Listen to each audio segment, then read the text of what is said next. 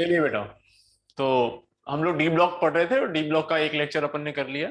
पिछली क्लास में हम लोगों ने डी ब्लॉक में क्या देखा था कि भाई डी ब्लॉक में दो तरह के इलेक्ट्रॉन, डी ब्लॉक एलिमेंट में दो तरह के इलेक्ट्रॉन होते हैं, एक वैलेंशियल इलेक्ट्रॉन और एक differentiating electron. Differentiating वैलेंशियल electron outer most shell का होता है और डिफरेंशिएटिंग इलेक्ट्रॉन n-1 डी का होता है। कॉन्फ़िगरेशन की चर्चा मैंने कर ली थी आपसे, क्या होती कॉन्फ़िगरेशन, ये सारी बातें हो गई हैं आपसे डिस्कस। Yes sir. एक NS0 भी कॉन्फ़िगरेशन होता है, इसलिए NS0 से 2 तक लिखते हैं हम लोग। और वो जो जीरो वाला एलिमेंट है वो कौन सा एलिमेंट है, पैलेडियम बोलो? Palladium. Palladium. Palladium 5s0 4d10 होता है, इंपॉर्टेंट कॉन्फ़िगरेशन, इसको प्लीज याद रखिएगा आप लोग। और जितने शेडेड एलिमेंट हैं इनके बारे में क्या बोला था, इनका कॉन्फ़िगरेशन क्या होता है, बोलो? NS1। इन सभी के NS1 कॉन्फ़िगरेशन होते हैं, ठीक है।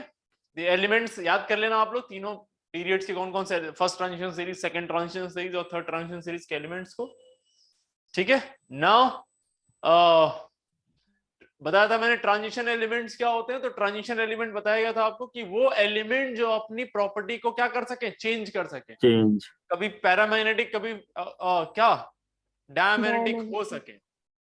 इसी को दूसरे टर्म्स में ये बोलते हैं हम लोग कि ऐसे एलिमेंट जिनका इलेक्ट्रॉनिक कॉन्फ़िगरेशन में इनर डी n-1 डी पूरी तरह से फुलफिल्ड ना हो, इधर in their what elemental form और in their what most stable oxidation form, या फिर आप चार्ज फॉर्म में बोल सकते हैं, स्टेबल ऑक्सीडेशन स्टेट के फॉर्म में, किसी भी स्टेबल आयन के फॉर्म में। तो ऐसा देखा गया था, जिंक कैडमियम मरकरी होते हैं जो हमेशा क्या होते हैं, D10 कॉन्फ़िगरेशन रखते हैं। और D10 का मतलब ऑलवेज डायमैग्नेटिक। तो यही है जो ट्रांजिशन एलिमेंट नहीं है, बाकी सारे ट्रांजिशन एलिमेंट हैं। यहां तक चर्चा हो गई थी।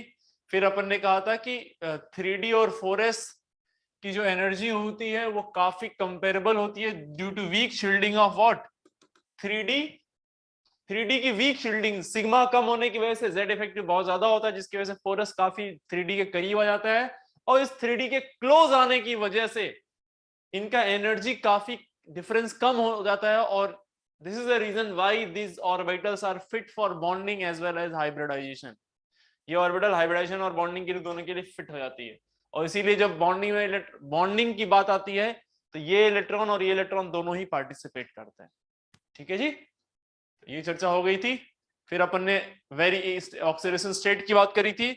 तो इनके वेरिएबल ऑक्सीडेशन स्टेट्स होते हैं। वेरिएबल ऑक्सीडेशन स्टेट इसलिए होता है क्योंकि इनकी एनर्जी कंपेरेबल हो चुकी है। एनर्जी कंपेरेबल हो चुकी है तो इलेक्ट्रॉन यहां से भी जा सकता है और यहां से भी जा सकता है। पहली बार में इलेक्ट्रॉन हमेशा कहां से आता है, आउटर मोस्ट शेल से आता है। तो कॉमन ऑक्सीडेशन स्टेट +2 दिखाई दी थी, और बाकी इनर डी में जितने हो सकते हैं मैक्सिमम वहां तक अप्रोच करता है। पहले बढ़ता है और फिर घटने लगता है, पहले ऑक्सीडेशन स्टेट बढ़ता है फिर घटने लगता है, ठीक है। सिमिलरली यहाँ ऑस्मियम एक ऐसा एलिमेंट है जिसका ऑक्सीडेशन स्टेट +8 तक आ जाता है।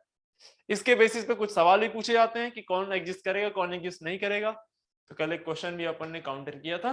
चलिए, तो हम लोग पढ़ रहे थे properties of D block element, तो उसी को लेके मैं आगे बढ़ता हूं। Properties of D block element में पहली प्रॉपर्टी हो गई थी, और पहली प्रॉपर्टी क्या थी, variable oxidation number. Now the second property is catalytic property. Second property is catalytic properties. तो अब तक आपने देखा कि आप इनऑर्गेनिक भी लगभग खत्म कर चुके हैं, काफी पोर्शन, और ऑर्गेनिक तो पूरा ही हो गया। तो आपने देखा कि बहुत जगहों पे अपन ने कैटलिस्ट का यूज किया था, याद है? जैसे यस प्लैटिनम, पैलेडियम, है ना, मॉलिब्डेनम, आयरन। तो ये जो कैटलिस्ट का यूज कर रहे हैं, ये कहाँ के एलिमेंट्स हैं, ये डी ब्लॉक के ये एलिमेंट तो है, transition. Yes sir. Transition metal ही तो है। तो काम क्या होता है एक्चुअली, डी ब्लॉक एलिमेंट्स आपने देखा वेरिएबल वैलेंसी शो करते हैं, और वेरिएबल वैलेंसी शो करने की वजह से जब रिएक्शन हम लोग कराते हैं, अगर जो आप विदाउट कैटलिस्ट रिएक्शन को कराएं तो जो भी पाथ रिएक्शन अडॉप्ट करेगा वो एक ठीक है। लेकिन जैसे आप कैटलिस्ट यूज करते हैं तो रिएक्टेंट पहले कैटलिस्ट से आके बॉन्ड बनाते हैं, और कैटलिस्ट बड़े इजीली उनसे बॉन्ड बना लेते हैं, because catalyst have what variable valencies. तो जो जरूरत के हिसाब से अपनी वैलेंसीज को चेंज करते हैं एंड इजीली बॉन्ड बनाते हैं और बॉन्ड को वीक कर देते हैं, रिएक्टेंट के बॉन्ड को वीक करते हैं और एक ऑल्टरनेट पाथ प्रोवाइड करते हैं जिससे कि रिएक्शन क्या हो जाए और फास्ट, जल्दी। रिएक्शन और क्या हो जाए दोस्त, फास्ट हो जाए। यस, तो they provide an alternative path. अगर जो मैं एक एनर्जी प्रोफाइल बनाऊं इसका, तो हालांकि आप पहले से भी ये जानते हो सारी चीजें, लेकिन चलो फिर भी थोड़ा बहुत चर्चा कर लेते हैं। यहां है एनर्जी और ये है प्रोग्रेस ऑफ रिएक्शन। तो अगर जो ये रिएक्टेंट है, अगर यहां रिएक्टेंट है दोस्त, दिस इज रिएक्टेंट, ये रिएक्टेंट की एनर्जी है और ये पाथ ले रहा है प्रोडक्ट बनाने के लिए, ये है प्रोडक्ट, ये पाथ ले रहा है, यहां बन रहा है ट्रांजिशन स्टेट। और ये एनर्जी जो होती है आपको पता ही होगा कौन सी एनर्जी होती है, बोलो, एक्टिवेशन एनर्जी। एक्टिवेशन। ये एक्टिवेशन एनर्जी तब है जब विदाउट कैटलिस्ट यूज किया तो ये एक्टिवेशन एनर्जी देनी पड़ी, लेकिन जैसे ही हम कैटलिस्ट यूज करते हैं एक्टिवेशन एनर्जी कम हो जाती है और एक ऑल्टरनेट पाथ मिलता है, प्रोडक्ट सेम बनेगा, सेम पॉइंट से चले, सेम पॉइंट पे पहुंचे, डेल्टा एच पे कोई असर नहीं आएगा, delta H remain same, delta H वही रहेगा, but now you get a new path. अब कम एनर्जी पे भी वो रिएक्शन प्रोसीड हो रही है और ये वाला जो एक्टिवेशन एनर्जी होगा ये विथ कैटलिस्ट होगा, ये this is the energy profile. तो ये है विदाउट कैटलिस्ट,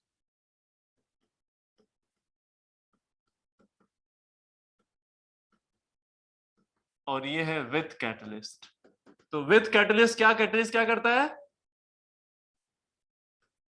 एक ऑल्टरनेट पाथ प्रोवाइड करता है बाय लोअरिंग एक्टिवेशन एनर्जी,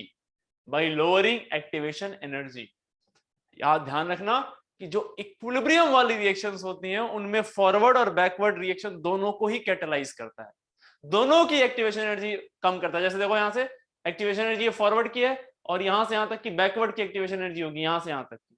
तो जब एक्टिवेशन एनर्जी रिएक्टेंट की कम हुई है ना, तो यहां से फॉरवर्ड जाने की एक्टिवेशन एनर्जी ये है, बैकवर्ड जाने की भी अब ये हो चुकी है, कम हो चुकी है, हाँ या ना? Yes sir. ठीक है, तो ध्यान रखना, पहले जो था without catalyst reactant direct convert हो रहा था प्रोडक्ट में, तो बीच में एक ट्रांजिशन स्टेट बन रही थी, लेट्स से आर हैश, और ये आर हैश जा रहा था प्रोडक्ट में, ये विदाउट कैटलिस्ट की स्टोरी थी। लेकिन जब आपने विथ कैटलिस्ट किया तो पहले आर जो कंबाइन हुआ किससे, कैटलिस्ट से, और क्या बनाया, आरसी हैश, एक ट्रांजिशन स्टेट, और फिर ये आरसी हैश टूट के किस में गया, प्रोडक्ट। तो आप कह सकते हैं कि यहां जो बना है, ये बना है, ये क्या है, आर हैश, मतलब बॉन्ड की ब्रेकिंग हो रही होगी यहाँ पे, लेकिन यहाँ पे जो होगा ये कैटलिस्ट के साथ जुड़ा हुआ है, कैटलिस्ट के साथ जुड़ा हुआ है। ठीक है जी, तो ये सारी बातें हैं जो आपको पता होनी चाहिए। कैटालिटिक प्रॉपर्टी क्यों आ रही है, due to, because they show what, variable balancing. Oxidation state या वेरिएबल कोवेलेंसीज, वेरिएबल कोवेलेंसीज होती है, इसलिए इनके अंदर ऑक्सीडेशन स्टेट आ जाता है, कैटालिटिक प्रॉपर्टी आ जाती है। नाउ अब कौन कौन से कैटलिस्ट यूज करते हैं, थोड़ा बहुत आपको कहीं ना कहीं सरफेस केमिस्ट्री में या फिर इधर उधर आपने कहीं ना कहीं बहुत जगहों पे ये देखा है, आपको 2-3 जगहों पे मैंने बताया था कि कुछ इसके एग्जांपल हैं जो आपको याद रखने हैं, डायरेक्ट जेईई मेंस में पूछे जाते हैं। कौन कौन से एग्जांपल हैं, तो एक विल्किंसंस कैटलिस्ट है, याद है आपको? Yes sir. विल्किंसंस कैटलिस्ट को याद दिलाएगा क्या होता है, एनीवन? RHPPH3 बोलो बोलो बोलो। का होल प्राइस पढ़ा और भी 2-3 जगहों पे पढ़ा, ऑर्गेनिक में भी पढ़ा। पहला एग्जांपल मैं ले रहा हूं, एग्जांपल सारे इंपॉर्टेंट है, लास्ट टाइम मैं बता रहा हूं आपको। बोलो पहला कौन सा, विल्किंसंस। होमोजेनियस कैटलिस्ट में इसको यूज किया था अपन लोगों ने जब आपको सरफेस केमिस्ट्री पढ़ाई गई थी। तो बोलो क्या होता formula, RH PPH3 whole thrice Cl. Whole thrice Cl, हाँ है ना? Yes, sir. तो आपसे पूछ सकता है कि भाई विल्किंसन कैटलिस्ट में जो मेटल यूज किया था कौन सा किया था, क्या वो कौन सा मेटल है? RH। ये सब क्या है? लिगेंड्स हैं। ये कौन सा कंपाउंड है? Coordination Complex. Compound, complex compound है ये। ऑक्सीडेशन नंबर RH का पूछ सकता है, कितना?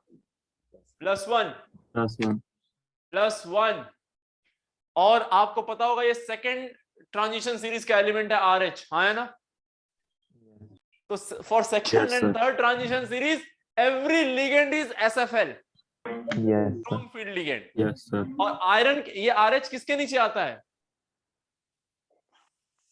ये RH किस मेटल के नीचे आता है? Cobalt. कोबाल्ट। कोबाल्ट के नीचे। तो कोबाल्ट का क्या होता है कॉन्फ़िगरेशन? 4NS2 N NS2N-1D7, 7. ये होता है ना? Yes, sir. Yes, sir. एक निकाले हो जिसका कॉन्फ़िगरेशन पता है क्या आ जाएगा? DsP2 आ जाएगा, हाइब्रिडाइजेशन। DsP2 हाइब्रिडाइजेशन होगा इसका। शेप क्या होगा? Square planar. Square. ये सारी बातें आपको पता होनी चाहिए भाई, इसके बारे में कुछ भी पूछा जा सकता है। पूछ लेगा what is the shape of Wilkinson catalyst, तो पहला तो यही इसमें तो ये बात तो पूछ ही ली उसने कि इसका क्या मॉलिक्यूलर फॉर्मूला होगा, क्या इसका हाइब्रिडाइजेशन होगा, क्या ऑक्सीडेशन स्टेट होगी, सब कुछ पूछ लिया उसने, क्योंकि तभी आप कमेंट कर पाओगे इसके ऊपर। खैर, विल्किंसन कैटलिस्ट एक होमोजेनियस कैटलिस्ट होता है। आपको याद होगा कि एल्कीन का जब आप क्या कराते हैं, हाइड्रोजनेशन, तो उस समय पे विल्किंसन कैटलिस्ट लेते हैं आप, RH TPH3 whole thrice Cl, और यहां से बन जाता है हाइड्रोजनेशन हो जाता है। For hydrogenation of what? Alkene. इसको यूज करते हैं हम लोग फॉर हाइड्रोजनेशन ऑफ एल्कीन। और ये होमोजेनियस कैटलिस्ट होता है, सारे एक ही फेज में होते हैं, सारे एक ही फेज में होते हैं, तो होमोजेनियस।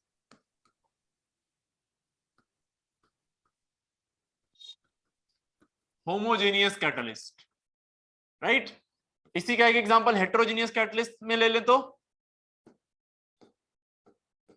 हेट्रोजेनियस कैटलिस्ट तो बेटे भाई यही एल्कीन ले लो और एल्कीन में क्या करा दो? H2, लेकिन किसके? किसी मेटल के प्रेजेंस में, जैसे PT. Platinum PD. और पैलेडियम, और palladium in presence of charcoal, तो ये भी होता है। मैं आपको बताऊं, ये जो चारकोल मैंने यूज किया ना, palladium in presence of charcoal, ये चारकोल क्या करता है, इस पैलेडियम की जो सरफेस रहती है उसमें जो वर्ड्स रहते हैं, उन वर्ड्स में कुछ जगह पे जाके एक कार्बन बैठ जाता है। कार्बन जब वहां पे बैठ जाएगा तो अब उस कैटलिस्ट की जो कैटेलिटिक प्रॉपर्टी होगी वो नहीं रह जाएगी जो पहले थी, क्योंकि अब ज्यादा सरफेस अवेलेबल नहीं है फॉर रिएक्टेंट। तो ये बेसिकली इसकी कैटेलिटिक प्रॉपर्टी को रिड्यूस करता है, एक तरह से रिड्यूस करेगा, ठीक है? तो बेसिकली हम लोग पीडीसी का यूज तब करते हैं जब एक एल्काइन को पार्शियल रिडक्शन कराना हो। एल्काइन को किसमें कन्वर्ट करना हो, बोलो? Alkene. एल्कीन में कन्वर्ट करना हो, तब हम लोग जनरली इसका यूज करते हैं। आपको याद होगा एक और रिएक्शन, खास रिएक्शन, बहुत इंपॉर्टेंट, लिंडलार्स कैटलिस्ट, याद है आपको? Yes sir. कोई बताएगा क्या था? Anyone? PDBA-SO4। Yes, very good. H2PD hydrogenation कराते थे। मान लो एल्काइन का हाइड्रोजनेशन करा रहे हो आप, एल्काइन का, बहुत जबरदस्त क्वेश्चन है ये, देखो ऑर्गेनिक रिवीजन भी हो रही है। 100%. नॉर्मली कराओगे तो रिड्यूस करा देगा, लेकिन PDBA-SO4 के प्रेजेंस में कराओगे तो क्या होगा 100%. बताओ? Rosenmund reduction. रोजमंड। Rosemond. रोजनमंड रिडक्शन होता था ये। और Yes, ये sir. 100% कौन सा एल्कीन बनती थी? Yes. Yes. यस, यही तो इंटरेस्टिंग बात है इस क्वेश्चन का। 100% सिस एल्कीन। 100% ट्रांस कब बनती है? जब वो Liquid ammonia वाले में. Liquid NH3। NH2NH. Yes, sir. Base reduction कराएं तो, Yes sir. Yes sir. Okay, very good, बहुत ही बढ़िया। तो ध्यान रखना, लिंडलार्ड कैटलिस्ट इज अगेन इंपॉर्टेंट, ये भी बहुत ही इंपॉर्टेंट पार्ट है। एक दो और कैटलिस्ट याद रख लीजिए ऐसे ही। देखिए सब ट्रांजिशन मेटल हैं, सब ट्रांजिशन मेटल हैं। एक है जिगलर नट्टा कैटलिस्ट, याद है आपको?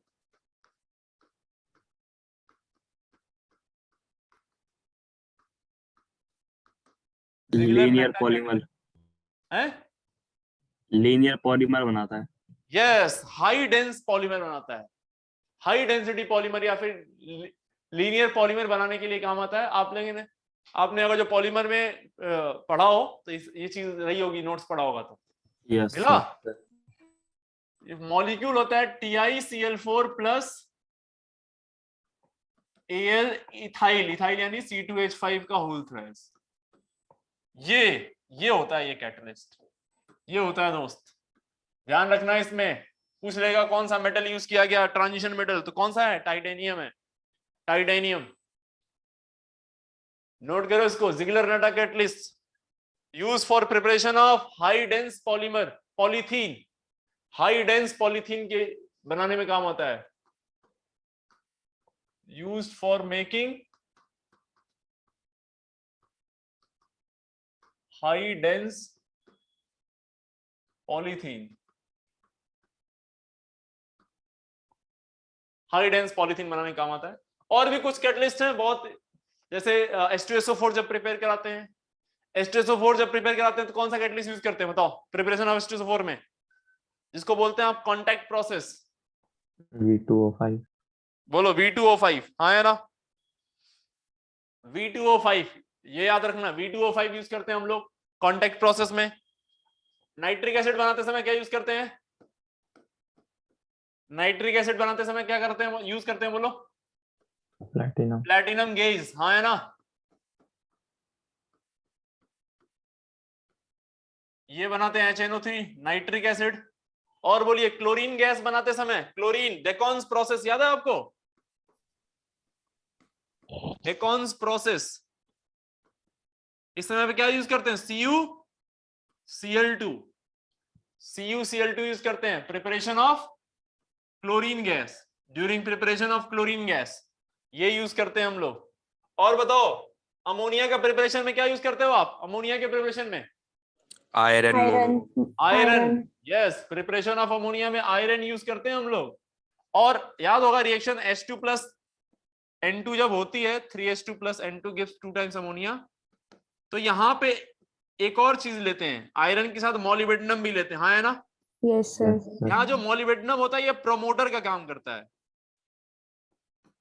प्रमोटर का मतलब होता है कि सरफेस एरिया को और बढ़ा देता है ये, और सरफेस एरिया को बढ़ा देगा तो उस पर और ज्यादा एडसॉर्प्शन होगा, और ज्यादा एडसॉर्प्शन होगा तो क्या होगा? रिएक्शन का रेट क्या हो जाएगा? और ज्यादा बढ़ जाएगा। तो यस, ये वरदान है कैटलिस्ट के लिए, प्रमोटर्स। नाम से ही क्लियर हो रहा है, प्रमोटर्स जो प्रमोट करे कैटलिस्ट की कैटालिटिक प्रॉपर्टी को, कैटलिस्ट की कैटालिटिक प्रॉपर्टी को प्रमोट कर देता है दोस्त। ठीक है भाई, ध्यान रखना इसको। और ऐसे ही एक एग्जांपल और ले लो तुम लोग, बॉश प्रोसेस याद है? बॉश प्रोसेस हाइड्रोजन चैप्टर में पढ़ते हैं, और इसमें कौन सी गैस बनाते हैं? Water gas. Water gas. CO plus what? बोलो H2. CO plus H2। Bosch process में हम लोग यूज करते हैं Cr2O3 प्लस Al2O3, इसका मिक्सचर यूज करते हैं कैटलिस्ट। तो ध्यान रखिएगा, it is the preparation of water gas CO plus H2। तो ये कुछ एग्जाम्पल हैं जिन पे डायरेक्ट जेई ने सवाल पूछे हैं, बहुत जबरदस्त और इंपॉर्टेंट एग्जाम्पल हैं, सारे एग्जाम्पल आपके भेजे में होने चाहिए भाई। तो देखिए सब जगह पे जो आप यूज कर रहे हैं वो या तो डायरेक्ट ट्रांजिशन मेटल यूज कर रहे हैं या ट्रांजिशन मेटल का कोई कंपाउंड यूज कर रहे हैं। जैसे यहाँ पे V2O5 यूज किया, TiCl4 यूज किया, अभी आपने देखा RHClPPH3 होल थ्राइस यूज किया आपने, तो सब कंपाउंड्स हैं। यहाँ पे डायरेक्ट मेटल यूज कर लिया, इससे पहले भी हमने डायरेक्ट मेटल यूज कर लिया था यहाँ पे, ठीक है। ये सब कंपाउंड्स हैं, राइट। BaSO4 क्या करता है? BaSO4 का काम क्या होता है बताओ? पॉइजन का काम होता है। ये क्या करता है? पॉइजन कर देता है, यानी कैटलिस्ट की कैटालिटिक प्रॉपर्टी को कम कर देता है, इनहिबिट कर देता है, डिक्रीज करा देता है एक तरह से। आई बात समझ में बेटा? Yes, बोलो यार। चलिए, तो ये रही फर्स्ट प्रॉपर्टी, आई होप आपने इसको अच्छे से समझा। आइए नेक्स्ट प्रॉपर्टी की बात करते हैं। ये सेकेंड प्रॉपर्टी थी। थर्ड प्रॉपर्टी ट्रांजिशन मेटल की, तो एक खास प्रॉपर्टी होती है इनके अंदर एलॉय बनाने की। एलॉय फॉर्मेशन, एलॉय बना लेते हैं यार। अब ये एलॉय फॉर्मेशन क्या होता है, सुनो ध्यान से। एलॉय का मतलब होता है कोई एक मेटल है, उसके अंदर किसी दूसरे मेटल की डोपिंग कर देना, उसके अंदर डाल देना कोई दूसरा मेटल, इंसर्शन करा देना, और उससे जो नई चीज बन के आएगी, that is called alloy, that is called alloy. अब एलॉय बनाते क्यों है? जैसे मैं आपसे बात करूं तो गोल्ड की, अगर मैं बात करूं प्योर गोल्ड की, तो प्योर गोल्ड की जो मेटेलिक स्ट्रेंथ होती है वो बहुत ही वीक होती है, मेटेलिक बॉन्ड बहुत वीक होते हैं, तो प्योर गोल्ड आसानी से टूट जाता है, बहुत इजीली टूट जाएगा। जो ज्वेलरीज जो अपने समाज में जो लेडीज या गर्ल्स जो पहनती हैं, वो ज्वेलरीज में जो गोल्ड होता है वो गोल्ड प्योर गोल्ड नहीं होता है, उसके अंदर क्या करते हैं, दैट इज अलॉय, उसके अंदर डोपिंग की जाती है किसी दूसरे फॉरेन एटम की, और जो एटम की डोपिंग कराते हैं वो उसका सिर्फ एक मकसद होता है, ताकि वो उसकी टेंसाइल स्ट्रेंथ को, उसकी स्ट्रेंथ को क्या करे, वो मजबूत करे और ज्यादा मेटेलिक बॉन्ड स्ट्रेंथ बढ़ा दे। तो डेफिनेटली सोचो कौन सा मेटल यूज करेंगे जो उसकी मेटेलिक स्ट्रेंथ को क्या करे, बढ़ा दे, बॉन्ड स्ट्रॉन्ग बॉन्ड बना दे। अब पहली कंडीशन ये है। दूसरी कंडीशन एक और होती है कि सर किस मेटल के साथ कौन सा मेटल मिक्स कर सकते हैं, क्या किसी पर्टिकुलर मेटल के साथ हर मेटल मिक्स किया जा सकता है? बिल्कुल नहीं, बिल्कुल नहीं मिक्स कर सकते आप। तो एलॉय फॉर्मेशन की एक कंडीशन है, और कंडीशन ये है कि जिस भी मेटल को आप मिक्स कर रहे हैं, that metal should have almost same atomic radii, उस मेटल की एटॉमिक रेडियाई क्या होनी चाहिए, लगभग सेम होनी चाहिए, पहली कंडीशन। और दूसरी कंडीशन ये है कि सॉलिड स्टेट में आपको पढ़ाया गया था कि हर जो मेटल होता है वो क्रिस्टलाइन फॉर्म में होता है, बोलो। Yes, sir. और अगर वो क्रिस्टलाइन फॉर्म में होगा तो कोई ना कोई उसका एक शेप होगा, शेप जैसे आपने बहुत सारे शेप पढ़े क्रिस्टल्स के, FCC, BCC, HCP, CCP, हाँ है ना? Yes, sir. तो उनमें से कोई एक शेप अडॉप्ट किया होगा। तो जैसे मान लो एक होस्ट एटम है, होस्ट सॉलिड है, होस्ट मतलब जो मेन है, और उसके अंदर कोई गेस्ट आना चाहता है, तो होस्ट और गेस्ट की जो पैकिंग होनी चाहिए ना, वो लगभग एक जैसी होनी चाहिए।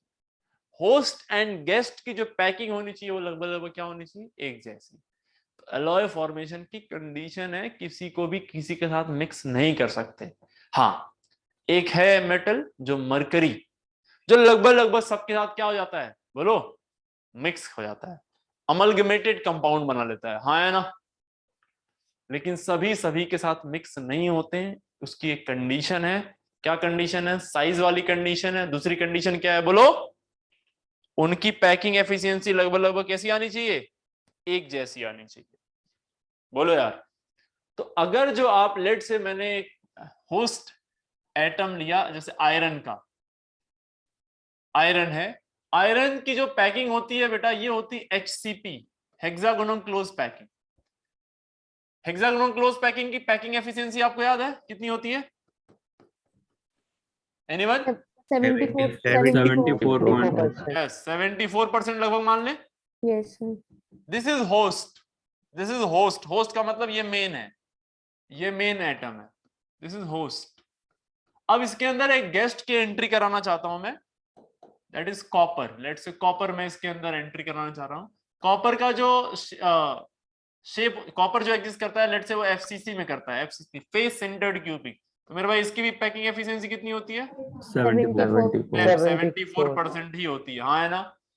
ये AB टाइप पैकिंग से बनता है और ये ABC टाइप पैकिंग से बनता है। Yes, sir. Yes, sir. Solid state revise हो रहा है। And this atom is called host. Host, host नहीं, ये गेस्ट है जिसकी एंट्री होने वाली है। तो यहां से अलॉय फॉर्मेशन होता है, यहां से बनता है अलॉय आयरन और कॉपर का। ज्यादा अमाउंट में कौन होगा? आयरन। कम अमाउंट में कौन होगा? कॉपर। अब होगा क्या, जो इसकी HCP पैकिंग है, पहले ऐसे नहीं करते हैं, दोनों को मोल्टेन फॉर्म में ले आते हैं। डायरेक्ट थोड़ी ना दो सॉलिड को चिपका दोगे तो एलॉय बन जाएगा, नहीं, इसको भी मेल्ट करेंगे, इसको भी मेल्ट करेंगे, मोल्टेन फॉर्म में दोनों को लाएंगे, और जब मोल्टेन फॉर्म में लाके फिर स्लो कूलिंग कराएंगे तो क्रिस्टलाइजेशन स्टार्ट होगा। और अगर जो इसकी पैकिंग इसके जैसी नहीं है तो फिर ये डिस्टर्ब कर देगा इसको, और फिर वो प्रॉपर क्रिस्टल बना नहीं पाएगा, फिर वो अमॉर्फस काइंड ऑफ चीजें बन जाएंगी, क्रिस्टलाइन नहीं बन पाएगा प्रॉपर। इसीलिए कोशिश करते हैं कि दोनों की पैकिंग एक जैसी है। एबी पैकिंग मतलब होता ही है कि एक लेयर है, उसके वॉइड के ऊपर दूसरी लेयर आ रही, फिर उसके वॉइड के ऊपर तीसरी लेयर आ रही, हाँ है ना, तो ये दोनों लगभग एक जैसी पैकिंग है, इसीलिए इसको हटा के ये रखा है। तो एग्जैक्टली होता है क्या, जब इसको रखते हैं ना तो ये जो प्रोडक्ट बनता है अलॉय फॉर्मेशन जो हुआ है, इसमें क्या होता है कि कोई आयरन की कोई जगह होती है जहां पे कॉपर खुद जाके बैठ जाता है, सब्स्टिट्यूट कर देता है, इसीलिए इसको बोलते हैं सब्स्टिट्यूशन प्रोडक्ट। सब्स्टिट्यूशन प्रोडक्ट भी बोलते हैं इसको, we call it substitution product. ठीक है भाई, तो इस तरह से मैं बस एक मैकेनिज्म समझा रहा हूं आपको कि कैसे क्या करते हैं, बोलो, अलॉय फॉर्मेशन किया जाता है। अलॉय फॉर्मेशन किया जाता है कैसे, तो ये सारी बातें उम्मीद करते हैं आपको पता होगी। यस, अलॉय फॉर्मेशन के लिए कंपल्सरी एक इंपॉर्टेंट चीज ये है कि रेडियस जो साइज होनी चाहिए वो बहुत ज्यादा डिफरेंस नहीं होना चाहिए, और जो पैकिंग होना चाहिए पैकिंग एक जैसी होनी चाहिए, तो ही ये अलाउ करता है एक दूसरे को सेट होने में। ठीक है, अलॉय फॉर्मेशन खूब सारा ये करते हैं, उसका रीजन ये होता है कि साइज कंपेरेबल भी होती है और पैकिंग एक जैसी भी काफी हद तक होती है। अगर जब मैं आपसे साइज की बात करूं तो साइज की चर्चा हम लोग ऑलरेडी पी ब्लॉक चैप्टर में, पीरियोडिक टेबल चैप्टर में कर चुके हैं, लेकिन एक बार आइए और चर्चा कर लेता हूं मैं आपसे। एलिमेंट्स की बात करें तो scandium, titanium, vanadium, chromium, manganese, iron, cobalt, nickel, copper and zinc, यही होते हैं। उम्मीद करते हैं आपको पता होगा कि इनिशियली जो है कॉन्फ़िगरेशन में यहाँ पे क्या होता है, डी में 1 इलेक्ट्रॉन होता है, यहाँ डी में 2 इलेक्ट्रॉन होते हैं, यहाँ डी में 3 होते हैं, यहाँ डी में 5 हो जाते हैं। n-1 डी की बात कर रहा हूं मैं, इनर डी की। यहाँ पे डी में 5 होते हैं, यहाँ डी में 6 हो जाते हैं, यहाँ डी में 7, D8, D9 और D10। अगर जो आप बात करें Mn तक, तो Mn तक जो साइज होती है वो ग्रेजुअली डिक्रीज करती है। यहां तक जो साइज होगी वो ग्रेजुअली डिक्रीज करेगी, ग्रेजुअली डिक्रीज करती है, तेजी से घटता है साइज। लेकिन जैसे आप यहां आते हैं आयरन पे, आयरन से लेके निकेल तक, अगर जो आप यहां तक की बात करें तो यहां पे देखो डी अभी पूरी तरह से फुलफिल नहीं है, डी यहां पे आके डी हाफ फिल हो रहा है, हाँ है ना, इसकी चर्चा करो तो डी यहां पे हाफ फिल्ड है, इनर डी हाफ फिल्ड है। हाफ फिल्ड का मतलब एक एक ही इलेक्ट्रॉन है इसमें। आयरन पे जैसे आप आए तो पहली बार यहां पे डी जो है वो क्या हुआ है, बोलो यार, 6 इलेक्ट्रॉन है तो 1 2 3 4 5 एंड 6। तो मेरे भाई जैसे ही इलेक्ट्रॉन यहां पेयर अप होता है, इलेक्ट्रॉन जैसे यहां पेयर अप होते हैं, यहां 2 इलेक्ट्रॉन आते हैं, तुरंत इनके आपस में रिपल्शन शुरू हो जाता है। और इस रिपल्शन की वजह से, इस रिपल्शन की वजह से सिग्मा की वैल्यू बढ़ेगी, सिग्मा की वैल्यू बढ़ेगी। तो what is Z effective, what is Z effective, it is Z minus sigma. और अगर जो सिग्मा की वैल्यू बढ़ेगी तो जेड इफेक्टिव की वैल्यू घटेगी, यानी जेड इफेक्टिव घटने का मतलब होता है कि साइज बढ़ेगी फिर, हाँ है ना, साइज बढ़ेगी। जेड इफेक्टिव ज्यादा तो इलेक्ट्रॉन को खींच के पास लाएगा, पास लाएगा तो साइज छोटी हो जाएगी, जेड इफेक्टिव कम तो इलेक्ट्रॉन दूर भागेगा, साइज ज्यादा रहेगी। तो दोस्त यहाँ पे रिपल्शन होता है, पहली बार इंट्रोड्यूस हुआ तो रिपल करता है, अभी तक जो घट रहा था वो अब घटेगा नहीं, वो थोड़ा बहुत रिपल करेगा और काउंटर बैलेंस करने की कोशिश करेगा साइज को। फिर यहाँ पे 2 इलेक्ट्रॉन आ जाएंगे तो और ज्यादा रिपल करेगा, 3 आ जाएंगे तो और रिपल करेगा। तो देखा ये गया है कि यहां तक, यहां से यहां तक, आयरन से लेके कोबाल्ट तक, जो कि 8th ग्रुप के एलिमेंट हैं तीनों के तीनों, खास रीजन इनके होने का है भी, ये साइज ऑलमोस्ट सेम होती है, साइज ऑलमोस्ट सेम होती है। देखो ये पीरियोडिक टेबल का क्वेश्चन है, या फिर डी ब्लॉक के भी क्वेश्चन बना सकते हो। और जैसे ही आप यहाँ थे, ये D10 होता है सॉरी कॉपर का, यहां भी 10 यहां भी 10, सारा का सारा फुलफिल्ड, और रिपल्शन सडनली बढ़ जाता है। सडनली रिपल्शन बढ़ने की वजह से यहाँ पे साइज इंक्रीज हो जाती है, साइज इंक्रीज हो जाती है मेरे भाई। तो देखिए ध्यान से क्या होगा, पहले क्या हुआ, साइज घटा, फिर कांस्टेंट हुआ, फिर बढ़ा। तो ये एस एंड पी ब्लॉक से थोड़ा सा डिफरेंट है। कौन सा? डी ब्लॉक के साइज का ट्रेंड। इसीलिए यहाँ पे कोई ट्रेंड सेट नहीं हो पाता है, कोई ट्रेंड सेट नहीं हो पाता है, ध्यान रखना इस बात को। ठीक है यार, चलो। तो ये रहा आपका क्या, एलॉय फॉर्मेशन। उम्मीद करते हैं आपको समझ में आया एलॉय फॉर्मेशन क्या होता है। एलॉय फॉर्मेशन में एक होस्ट एटम होता है, एक गेस्ट एटम होता है। होस्ट एंड गेस्ट की पैकिंग एक जैसी होनी चाहिए, होस्ट एंड गेस्ट की साइज कंपेरेबल होनी चाहिए, तभी वो उसको सब्स्टिट्यूट कर पाएगा। इसीलिए हमने इसको नाम दिया क्या, सब्स्टिट्यूशन प्रोडक्ट। कोई एक हट रहा है, उसके यहाँ पे कोई दूसरा आ रहा है, that is called substitution product, right. This is called alloy formation. In wide range of alloy बनते हैं, खूब सारे एलॉय बनते हैं। आइए नेक्स्ट प्रॉपर्टी, कितनी प्रॉपर्टी हो गई बेटा, 3 हो गई। चौथी प्रॉपर्टी की अगर जो हम बात करें तो वो है interstitial compound, interstitial compound formation. Fourth property, interstitial compound formation. तो इंटरस्टिशियल कंपाउंड फॉर्मेशन क्या होता है? अभी अभी आपने देखा कि भाई मेटल जो होते हैं ना, वो मेटल क्या करते हैं, क्रिस्टलाइन फॉर्म में होते हैं। और क्रिस्टल वो होते हैं जिनकी एक प्रॉपर पैकिंग होती है। प्रॉपर पैकिंग का मतलब ये हो गया कि उनका कुछ वॉइड्स भी होंगे उनके पास, बोलो हाँ या ना। अगर किसी की पैकिंग है, let's say FCC, face centred cubic packing है, तो क्या उसमें वॉइड होता है? यस। कितने तरह के वॉइड होते हैं? 2 डिफरेंट तरह के। कौन कौन से? Octahedral void and tetrahedral void.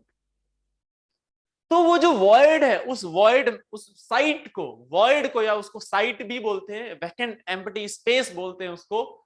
उस एम्प्टी स्पेस को एक और नाम बोलते हैं इंटरस्टिशियल साइट भी बोलते हैं। क्या बोलते हैं बोलो? Interstitial site. तो अगर कोई एटम जिसकी साइज उस वॉइड की साइज के बराबर या उससे छोटी है, तो क्या वो एटम उस वॉइड में ट्रैप हो सकता है या नहीं, बोलो हाँ या ना? हो सकता है।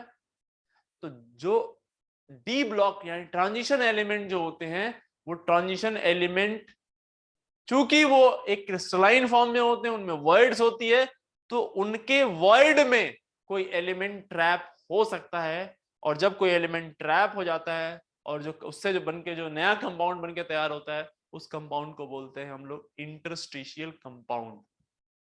ये जो इंटरस्टिशियल कंपाउंड है, क्या इसमें किसी को हटा के किसी जगह पे लाया है मैंने, या खाली जगह पे मैंने रख दिया किसी को? जल्दी बोलो। खाली जगह। खाली जगह पे रखा। खाली जगह पे रखोगे तो डेंसिटी क्या हो जाएगी? इंक्रीज बढ़ जाएगी। बढ़ जाएगी। ये सब्स्टिट्यूट किया है या ऐड किया है?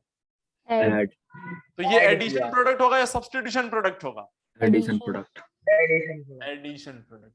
तो यहाँ पे हम लोग ट्रांजिशन मेटल लेते हैं जिसको होस्ट बोलते हैं, और इसमें हाइड्रोजन, कार्बन, बोरॉन, नाइट्रोजन, ये जो गेस्ट एलिमेंट होते हैं, इनकी एंट्री कराते हैं इसके अंदर, और एंट्री कराने के बाद यहां से बन जाता है आपका इंटरस्टिशियल कंपाउंड। Interstitial compound. और ये इंटरस्टिशियल कंपाउंड जो बना है, इसको क्या बोलते हैं बोलो तो? Addition product. कौन सा प्रोडक्ट है ये बोलो? एडिशन प्रोडक्ट है। ये कहां ट्रैप होते हैं बताओ? ये कहां ट्रैप होते हैं? Trap in the void of, in the void of बोलो होस्ट क्रिस्टल। होस्ट क्रिस्टल के वॉइड में ये ट्रैप हो जाते हैं। होस्ट क्रिस्टल के वॉइड में ये ट्रैप हो जाते हैं। तो तुम्हें पता होगा कि ऑक्टाहेड्रल एंड टेट्राहेड्रल की कंडीशन थी। टेट्राहेड्रल में वॉइड में जाना है तो रेडियस रेशियो क्या होना चाहिए दोनों का? 0.7321। टेट्राहेड्रल बोल रहा हूं मूर्खों, टेट्राहेड्रल 0.225 to 0.414। Yes sir. और ऑक्टाहेड्रल के लिए 0.414 से 0.732 732 होना चाहिए। आई बात समझ में? जैसे मान लो एक एलिमेंट मैं लेता हूं टाइटेनियम, और मैं बोल रहा हूं इसकी सीसीपी पैकिंग है। सीसीपी आपको पता होगा, सीसीपी का मतलब क्या होता है? एफसीसी ही होता है। इसकी एफसीसी पैकिंग है, इसका जेड कितना होता है, Z total number of atom per unit cell Four. कितना होता है, 4 4 होते हैं। तो इसमें टेट्राहेड्रल बॉन्ड कितने होंगे, 8 8. Yes just double. और ऑक्टाहेड्रल बॉन्ड 4 4 4. होंगे। अब इसके अंदर मान लो कार्बन में कार्बन की डोपिंग करा रहा हूं और मैं बोल रहा हूं carbon occupies all tetrahedral bond, सारे टेट्राहेड्रल बॉन्ड ऑक्यूपाई कर लिया, तो बताओ फॉर्मूला क्या बनेगा यहाँ पे। टाइटेनियम एक यूनिट सेल की बात करें, टाइटेनियम 4 होगा जिसके अंदर वॉइड है 8, तो कार्बन उसमें 8 होंगे, तो ये 4 होगा और ये 8 होगा, TiC2. Just double. तो फॉर्मूला क्या बनेगा, TiC2 TiC2। ये कैसा कंपाउंड है बोलो, Interstitial. Interstitial compound. समझ आप लोगों को इंटरस्टिशियल कंपाउंड क्या होता है, जल्दी बोलो। Yes, sir. यस, ध्यान रखना इसको। इंटरस्टिशियल कंपाउंड क्या होते हैं और कैसे बनते हैं, मैंने एक्सप्लेन कर दिया भाई कि कुछ गेस्ट एटम आके होस्ट के वॉइड में ट्रैप हो जाते हैं, जिससे इनकी डेंसिटी, मास सब कुछ बढ़ जाता है। ठीक है, दिस इज इंटरस्टिशियल कंपाउंड। चलिए एक नेक्स्ट प्रॉपर्टी, फिफ्थ प्रॉपर्टी की बात करते हैं। जो फिफ्थ प्रॉपर्टी है that is non stoichiometric compound formation. Non stoichiometric compound भी ये बनाते हैं, नॉन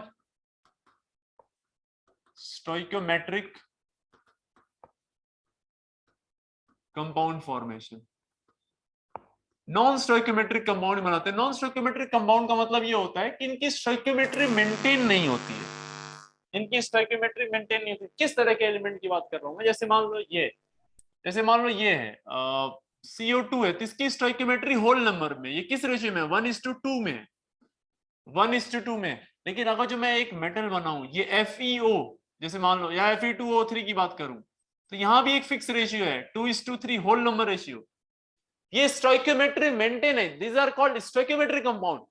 लेकिन अगर जो मैंने ऐसा बना दिया Fe 0.97, Fe 0.97O या Fe 0.93O, these compounds are called what बेटा, नॉन स्टोइकियोमेट्रिक कंपाउंड। इन्हीं कंपाउंड को क्या बोलते हैं, नॉन स्टोइकियोमेट्रिक कंपाउंड। यानी इनके रेशियो फ्रैक्शंस में अगर जो आ जाए, इन कंपाउंड्स को बोलेंगे क्या, बोलो, नॉन स्टोइकियोमेट्रिक कंपाउंड। और ये नॉन स्टोइकियोमेट्रिक कंपाउंड कैसे बनते हैं, इस बात को आप पहले से सॉलिड स्टेट में पढ़ चुके हैं। आपने सॉलिड स्टेट में पढ़ा डिफेक्ट, Yes, मैं sir. याद दिलाता हूं आपको। सॉलिड स्टेट में आपने डिफेक्ट पढ़ा, और डिफेक्ट कई तरह के होते हैं, स्टोइकियोमेट्रिक एंड नॉन स्टोइकियोमेट्रिक, हाँ है ना, Yes, sir. Stoichiometric and non stoichiometric defect. Impurity. Non stoichiometric defect में इम्प्योरिटी डिफेक्ट भी होता है। नॉन स्टोइकियोमेट्रिक डिफेक्ट में आपने 2 तरह के डिफेक्ट पढ़े, कौन कौन से, कोई याद दिलाएगा? Metal excess, metal deficiency. Yes, metal excess defect, metal excess defect और metal deficiency. Metal deficiency. Metal deficiency defect. चलो नहीं याद आ रहा तो भी कोई बात नहीं है, याद कर लो एक बार फिर से। मेटल एक्सेस और metal deficiency defect. Metal deficiency defect कब आता था बताओ?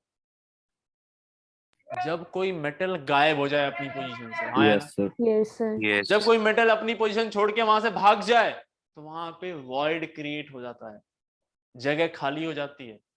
और जगह जैसे खाली होती है, सोचो जैसे एक क्रिस्टल है जिसमें आयरन +2 है और ऑक्सीजन पे -2 है। अब आयरन, सारे आयरन को ऑक्सीजन बैलेंस किए हुए, अब अचानक से कुछ आयरन निकल के भाग गए, तो क्या ज्यादा हो गया, जो उन आयरन को जो ऑक्सीजन बैलेंस कर रहा था वो तो वहीं पे पड़ा हुआ है, तो उसका जो क्या हो जाएगा, जो क्रिस्टल है वो कैसा चार्ज हो जाएगा, नेगेटिवली चार्ज हो जाएगा। तो ऐसे में अगर वो मेटल ऐसा है कि वो अपनी ऑक्सीडेशन स्टेट को बढ़ा सकता है, तो वो अपनी ऑक्सीडेशन स्टेट को बढ़ा के हायर ऑक्सीडेशन स्टेट में जाता है और इलेक्ट्रिकल न्यूट्रलिटी को वापस से मेंटेन करता है। ये बात आपको बताई जा चुकी है Yes, sir. सॉलिड Yes, में। sir. याद आ रहा कुछ? Yes, Yes, sir. sir. Yes Yes, तो ये sir. बोला ही गया था आपसे कि मेटल डेफिशिएंसी डिफेक्ट सिर्फ वही मेटल शो करते हैं जो वेरिएबल वैलेंसी शो करते हैं। वैलेंसी। Yes sir. आपको तो पता ही है ट्रांजिशन मेटल जो होते हैं वो वेरिएबल वैलेंसी शो करते हैं दोस्तों, हाँ या ना? Yes, sir. और आपने इस Fe.930 में आपने देखा था कि पहले FeO जब दिए था, FeO में आयरन में +2 था, ऑक्सीजन पे -2 था। आयरन क्या करता है, प्लस सारे +2 में थे, कुछ आयरन भाग जाता है जब, तो उसी के अंदर प्रेजेंट कुछ आयरन अपनी ऑक्सीडेशन स्टेट को +2 से कहां लेके जाते हैं, +3 में, +3. जिससे कि पॉजिटिव चार्ज फिर से बढ़ जाए और इलेक्ट्रिकल न्यूट्रलिटी मेंटेन हो जाए पूरे क्रिस्टल की। ठीक है, आप इसके अंदर आयरन 2 हैं, कौन कौन से आयरन है, आयरन +2 वाला भी है और आयरन +3 वाला है। इस पे अपन ने क्वेश्चन भी किया था कि परसेंटेज ऑफ +2 कितना होगा और परसेंटेज ऑफ +3 भी कितना होगा, क्वेश्चन किया हुआ है, हाँ है ना? Yes, sir. तो यस, नॉन स्टोइकियोमेट्रिक कंपाउंड भी ये बना लेते हैं। नॉन स्टोइकियोमेट्रिक कंपाउंड बनाने के पीछे इनका रीजन क्या होता है, वेरिएबल ऑक्सीडेशन स्टेट शो करते हैं, इसीलिए they have tendency to form non stoichiometric compound. क्योंकि नॉन स्टोइकियोमेट्रिक कंपाउंड जो आपने बनाया है उसकी इलेक्ट्रिकल न्यूट्रलिटी ज्यादा जरूरी है, और वो वही कर सकता है जो क्या शो करेंगे, बोलो, metal having what, variable oxidation state or variable covalencies. Only those metal can show what non-stoichiometric can form non-stoichiometric compound. तो ये है एक non-stoichiometric compound formation। ये प्रॉपर्टी आई होप आपको क्लियर हो गई होगी, बोलो आया ना? ध्यान रखना, इंपॉर्टेंट प्रॉपर्टी है ये भी। non-stoichiometric कंपाउंड इसीलिए बनते हैं क्योंकि ये वेरिएबल ऑक्सीडेशन स्टेट शो करते हैं। फिफ्थ प्रॉपर्टी हो गई। सिक्स प्रॉपर्टी की बात करें तो सिक्स प्रॉपर्टी में पूरा का पूरा एक चैप्टर बना हुआ है, कोऑर्डिनेशन कंपाउंड चैप्टर पढ़ा है ना अपन ने, जिसको बोलते हैं हम लोग कॉम्प्लेक्स फॉर्मेशन। इनके अंदर कॉम्प्लेक्स फॉर्मेशन टेंडेंसी होती है, कॉम्प्लेक्स फॉर्मेशन। मुझे नहीं लगता इसको एक्सप्लेन करने की जरूरत है, पूरा का पूरा चैप्टर पढ़ा है इस पे तो अपन लोगों ने, फिर भी मैं एक्सप्लेन जरूर करूंगा, टेंशन नहीं लो। Complex formation tendency, complex formation होता क्या है पहले तो मैं आपको बताऊं। मेटल जो होता है किसी एक ऑक्सीडेशन स्टेट में होता है, उस पर कोई चार्ज आता है, और वो चार्ज आने की वजह से इसका Z इफेक्टिव बहुत ज्यादा बढ़ जाएगा। इफेक्टिव न्यूक्लियर चार्ज बहुत ज्यादा बढ़ जाता है। बहुत ज्यादा इफेक्टिव न्यूक्लियर चार्ज बढ़ने की वजह से अगर इसके आसपास में कोई नेगेटिवली चार्ज या इलेक्ट्रॉन डेंस सिस्टम है तो उसको खींच के घसीट के अपने पास लाता है और अपनी वैकेंट ऑर्बिटल में उसके लोन पेयर को लेके आता है। अपनी वैकेंट ऑर्बिटल में जो एलिमेंट आ रहा था उसकी लोन पेयर को लाके अपनी वैकेंट ऑर्बिटल में बॉन्ड बनवाता है जबरदस्ती, और इस तरह से जो कंपाउंड बनता है उसको कंपाउंड को बोलते हैं कॉम्प्लेक्स कंपाउंड। क्या बोलते हैं वो लोग, कॉम्प्लेक्स कंपाउंड। और जो मेटल, जो एटम, जो मॉलिक्यूल या जो आयन आके इस मेटल के साथ बॉन्ड बनाता है, कोऑर्डिनेट बॉन्ड, इस मेटल इस एलिमेंट, इस कंपाउंड या इस आयन या इस एटम को हम लोग बोलते हैं लिगेंड। क्या बोलते हैं बोलो, लिगेंड। तो मेरे भाई मेटल होता है और x नंबर ऑफ लिगेंड आते हैं और इसका क्या बनाता है, metal in x number of ligand के साथ जुड़ जाता है और एक कॉम्प्लेक्स बना देता है जिसको बोलते हैं MLX पे हो सकता है चार्ज आया हो कुछ, this is called complex compound, complex compound. और ये कॉम्प्लेक्स कंपाउंड बनने के लिए कंपल्सिव चीजें क्या है, effective nuclear charge, effective nuclear बोलो चार्ज। तो ये कॉम्प्लेक्स फॉर्मेशन जो टेंडेंसी होती है, कॉम्प्लेक्स फॉर्मेशन टेंडेंसी, ये डायरेक्टली प्रोपोर्शनल होती है Z इफेक्टिव के। What is Z effective, Z effective is what, Z minus sigma, ये होता है। तो आपको पता होगा कि S ब्लॉक एलिमेंट का सिग्मा बहुत ज्यादा होता है, सिग्मा स्क्रीनिंग पावर, P का उनसे कम होता है, D का और कम होता है, और F का सबसे कम होगा, हाँ या ना? Yes sir. तो जिसका सिग्मा सबसे कम होगा उसका Z इफेक्टिव सबसे ज्यादा, जिसका सिग्मा सबसे कम उसका Z इफेक्टिव सबसे ज्यादा, है ना? तो सिग्मा का अगर जो आपको पूछा जाए तो S का सबसे ज्यादा, फिर P, फिर D और फिर F। तो Z इफेक्टिव का जब पूछा जाए Z इफेक्टिव सबसे ज्यादा किन एलिमेंट्स का होगा, जेड इफेक्ट सबसे ज्यादा किन एलिमेंट का हो, बोलो? एफ ब्लॉक एलिमेंट का, हाँ है ना? फिर एफ डी टी एस। तो बताओ कॉम्प्लेक्स फॉर्मेशन टेंडेंसी सबसे ज्यादा किसके अंदर होगी?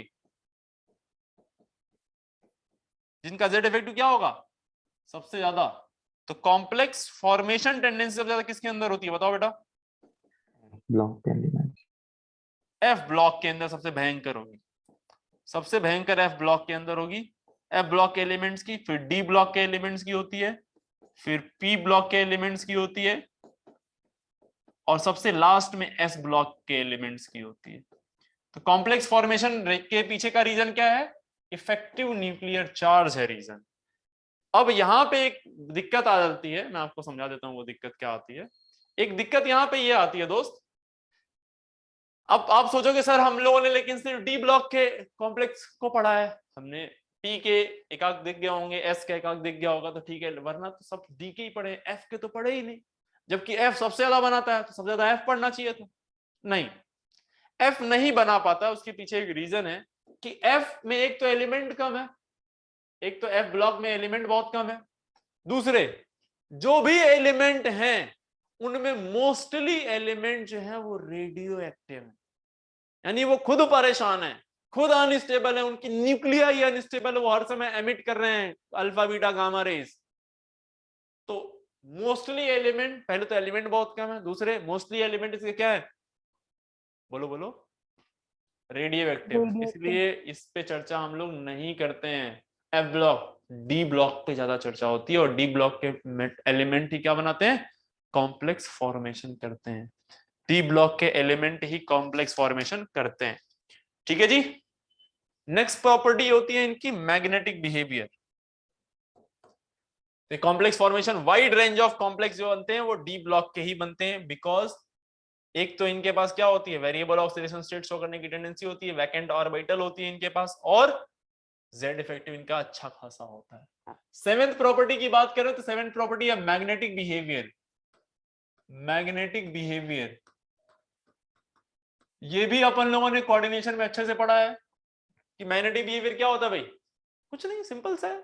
ऑक्सीडेशन स्टेट निकालो, ऑक्सीडेशन स्टेट निकालने के बाद इलेक्ट्रॉनिक कॉन्फिगरेशन लिखो, फिर चेक कर लो किसके पास कितने अनपेयर्ड इलेक्ट्रॉन है। जिसके पास अनपेयर्ड इलेक्ट्रॉन जितना ज्यादा होगा वो उतना ज्यादा क्या होगा, पैरामैग्नेटिक। दो ही तरह के मैग्नेटिक बिहेवियर शो करते हैं जनरली कंपाउंड्स, कौन कौन से, या तो पैरामैग्नेटिक होगा या फिर डायमैग्नेटिक। पैरामैग्नेटिक या डायमैग्नेटिक। अब डिफर क्यों, रीजन क्या है मैग्नेटिक बिहेवियर आने का, क्योंकि ये वेरिएबल ऑक्सीडेशन स्टेट शो करते हैं। वेरिएबल ऑक्सीडेशन स्टेट शो करेंगे तो कई तरह का डिफरेंट डिफरेंट चार्ज आएगा, डिफरेंट डिफरेंट चार्ज आएगा तो डिफरेंट डिफरेंट चार्ज आने की वजह से डिफरेंट डिफरेंट इलेक्ट्रॉनिक कॉन्फिगरेशन आएगा। उसकी वजह से कभी सारे के सारे इलेक्ट्रॉन पेयर्ड मिलेंगे, कभी सारे के सारे कुछ अनपेयर्ड मिलेंगे, कुछ पेयर्ड मिलेंगे, कुछ अनपेयर्ड मिलेंगे। तो इनमें दोनों बिहेवियर आ जाता है, मैग्नेटिक प्रॉपर्टी दोनों तरह की आ जाती है। अगर सारे पेयर्ड अप रहे तो डायमैग्नेटिक, कुछ अनपेयर्ड हो गए तो पैरामैग्नेटिक, हाँ या ना? और म्यू की वैल्यू कैसे निकालते हैं, रूट बोलो n into n plus two BM, और n क्या है बोलो, number of unpaired electron, number of unpaired electron. इसकी एक शॉर्ट ट्रिक बताई थी मैंने, अगर n की वैल्यू 1 2 3 4 5 6 हो तो यहाँ पे म्यू की वैल्यू जो होती है वो निकालने की जरूरत नहीं है। 1 से तो 1.732 ऐसे आएगा इसका, इसका 2 से 2.8 के आसपास, 3.8 के आसपास में, यहाँ से 4 पॉइंट लगभग 9, 5 पॉइंट लगभग 9, 6.9, बस लगभग पॉइंट स्टार्टिंग में 7 होता है, फिर 8.8 ऐड कर दो उसी में, 3 में 0.8, 4 में 0.8 या 0.8 भी ऐड कर दोगे ना तो भी आंसर आ जाएगा। एक्चुअली जो ऑप्शन दिए होते हैं जेई में या किसी भी कॉम्पिटेटिव एग्जाम में, वो ऑप्शन ऐसे दिए होते हैं, आप इजीली गेस कर सकते हैं। तो जितने अनपेयर्ड इलेक्ट्रॉन होते हैं उसमें 0.8 ऐड कर दो, उसके करीब वाला जो आंसर हो टिक मारो, आगे बढ़ो। कई बार क्वेश्चन उल्टा पूछता है, वो मैग्नेटिक भी मूवमेंट दे देगा और बोलेगा अनपेयर्ड इलेक्ट्रॉन बताओ कितने हैं, तो बच्चे क्या कैलकुलेट करना बैठ जाते हैं इसको, फिर इसका स्क्वायर रूट निकालते हैं, फिर उनसे बनता नहीं है, वो दुनिया भर का दिमाग खराब हो जाता है उनका, तो ये करना ही नहीं है। यहाँ 4.9 है तो इसके अनपेयर्ड इलेक्ट्रॉन कितने होंगे, 4, 6.9 है तो अनपेयर्ड इलेक्ट्रॉन कितने होंगे बोलो 6। दैट्स इट, खत्म बकवास। इजी है एकदम इजी भैया। तो ये भी क्यों होते हैं, क्योंकि यहां पे क्या होती है वेरिएबल ऑक्सीडेशन स्टेट आने की वजह से ये मैग्नेटिक बिहेवियर शो करते हैं, ये मैग्नेटिक बिहेवियर शो करते हैं। ठीक है, अच्छा आपको याद होगा कि पैरामैग्नेटिक का मतलब क्या होता है बोलो तो, दो ही तरह के कंपाउंड होते हैं, पैरामैग्नेटिक और डायमैग्नेटिक। पैरामैग्नेटिक का मतलब अनपेयर्ड इलेक्ट्रॉन क्या होगा नॉट इक्वल टू 0, कुछ ना कुछ अनपेयर्ड इलेक्ट्रॉन होंगे, और अनपेयर्ड इलेक्ट्रॉन जब एक भी ना रहे 0 हो जाए अनपेयर्ड इलेक्ट्रॉन तो कंपाउंड क्या होता है डायमैग्नेटिक। पैरामैग्नेटिक कंपाउंड्स क्या होते हैं जो मैग्नेटिक फील्ड से क्या होते हैं अट्रैक्ट होते हैं, अट्रैक्ट होते हैं। डायमैग्नेटिक कंपाउंड्स क्या होते हैं जो मैग्नेटिक फील्ड से क्या होते हैं रिपेल, वीकली रिपेल होते हैं। इसीलिए नाइट्रोजन जो होती है वो डायमैग्नेटिक होती है, और ऑक्सीजन जो होती है O2 वो पैरामैग्नेटिक होती है। तो O2 के पैरामैग्नेटिक होने की वजह से अर्थ की जो मैग्नेटिक फील्ड है वो O2 को खींच के नीचे ला दी है। तो एटमॉस्फेयर के सबसे लोअर पार्ट में आपको ऑक्सीजन मिलती है, हाँ है ना। Yes, sir. सबसे ज्यादा कंटेंट किसका है N2 का है, And लेकिन नाइट्रोजन N2 आप इनहेल ज्यादा नहीं करते हैं क्योंकि N2 यहाँ है ही नहीं। N2 कहाँ है ऊपर। Upper surface. क्यों, क्योंकि अर्थ की मैग्नेटिक फील्ड उसको रिपेल करके ऊपर भेज दी है, हाँ है ना। ठीक है भाई, तो ध्यान रखना ये सब बातों को, छोटी छोटी मोटी बातें हैं। तो ये मैग्नेटिक बिहेवियर किसी भी, जैसे मान लो आयरन है, आयरन आयरन +2 और आयरन +3 आ गया, तो आपको पहले क्या करना पड़ेगा ऑक्सीडेशन स्टेट आप पहले निकालना पड़ेगा मेटल का, मान लो निकाल लिया, फिर इनको इनका इलेक्ट्रॉनिक कॉन्फ़िगरेशन लिखना पड़ेगा। तो किसका क्या होगा 4s2 3d6, इसमें 2 इलेक्ट्रॉन निकालोगे तो 4s0 3d5, इसका 3 निकालोगे इसमें से तो 4s0 3d सॉरी यहाँ 3d6 ही रहेगा, 2 निकाला है बस, 3 निकालोगे तो ये 5 हो जाएगा। इसके बाद अनपेयर्ड इलेक्ट्रॉन कितने मिलेंगे आपको बताओ 6, तो 4 अनपेयर्ड इलेक्ट्रॉन मिलेंगे, क्योंकि इसके पास अनपेयर्ड इलेक्ट्रॉन कितने मिलेंगे, इसके पास भी 4 मिलेंगे, इसके पास अनपेयर्ड इलेक्ट्रॉन कितने मिलेंगे बोलो 5। मेरे भाई ये भी पैरामैग्नेटिक, ये भी पैरामैग्नेटिक, ये भी पैरामैग्नेटिक, मैग्नेटिक मोमेंट कितना हुआ 4.9 4.9 5.9, हाँ है ना। सब आंसर खट खट खट खट आंसर निकल आएगा। और देखो और एक छोटी सी बात सुनो, 3 तक अगर जो अनपेयर्ड इलेक्ट्रॉन है तब तो ठीक है, लेकिन 3 से अगर ज्यादा अनपेयर्ड इलेक्ट्रॉन हो गए तो इस खास तरह के पैरामैग्नेटिक कंपाउंड्स के एक नया नाम देते हैं, क्या बोलते हैं फेरोमैग्नेटिक। क्या बोलते हैं बोलो फेरोमैग्नेटिक। ये सब बातें मैंने आपको सॉलिड स्टेट में पढ़ाई थी, याद है। Yes, sir. Ferromagnetic ferric magnetic, अबे सब पढ़ा है यार, नहीं पढ़ा है क्या, सब पढ़ा है। इसके बाद कुछ प्रॉपर्टीज और होती हैं, कलर कलर कलर भी मैंने आपको पूरा एक्सप्लेन किया था कोऑर्डिनेशन कंपाउंड में। क्या Yes, sir. 2 तरह के कलर होते हैं, कौन कौन की वजह किसकी वजह से कलर आता है, एक चार्ज ट्रांसफर फिनोमेना की वजह से कलर आता है, उसके एग्जांपल थे KMnO4 K2Cr2O7 वगैरह, और एक DD ट्रांजिशन की वजह से आता है EgT2G, Yes. है ना, जो स्प्लिटेड ऑर्बिटल्स होती है उनके बीच में इलेक्ट्रॉनिक ट्रांजिशन। चलिए अच्छा कोई बात नहीं, इसके आगे चर्चा नेक्स्ट क्लास में करेंगे हम लोग, ठीक है। 1-2 प्रॉपर्टी और रह गई है, इसके बाद सीधे हम लोग जंप करेंगे। 2 इंपॉर्टेंट मॉलिक्यूल यहाँ पे हैं, एक है KMnO4 और एक है K2Cr2O7, MnO2 भी है। इनकी प्रिपरेशन की बात करेंगे, इनकी केमिकल प्रॉपर्टीज की बात करेंगे, इनके बिहेवियर की बात करेंगे। हालांकि इनका बिहेवियर आपको पता है KMnO4 और K2Cr2 दोनों ही एक स्ट्रॉन्ग ऑक्सीडाइजिंग एजेंट है, क्योंकि दोनों अपने मैक्सिमम ऑक्सीडेशन स्टेट में होते हैं। दोनों के कलर पता है ऑलरेडी, दोनों के बारे में बहुत सारी इंफॉर्मेशन आपके भेजे में होनी चाहिए या होगी ही इवन, है ना। रेडॉक्स में कहीं जगह पे पढ़ा है, कहीं कहीं आपने देखा ऑर्गेनिक में भी ये बीच बीच में आ गए थे ऑक्सीडाइजिंग एजेंट की तरह, और सॉल्ट एनालिसिस पढ़ा होगा तो वहां तो खूब भर भर के आया हमने। खैर डोंट वरी, मैं पूरा पढ़ाऊंगा, टेंशन ना ले, तो इसको आप करते रहें। मैं बस उन बच्चों को याद दिला रहा हूं जो पढ़े हुए, पढ़ा तो मैं सारा कुछ रहा हूं, उन बच्चों को मैं याद दिला रहा हूं जो पढ़े हुए हैं, उनको सारी बातें याद आनी चाहिए कि देखिए कुछ आप नया पढ़ नहीं रहे हैं अभी तक, ऐसा लग रहा है कि सब कुछ पढ़ा हुआ है, एक बार खुद रीडिंग मारो तो पूरा डी ब्लॉक खत्म हो जाएगा। चलिए फिर आज के लिए इतना ही रखते हैं, नेक्स्ट क्लास में इसके आगे कंटिन्यू करें। Thank you very much, thank you बेटा।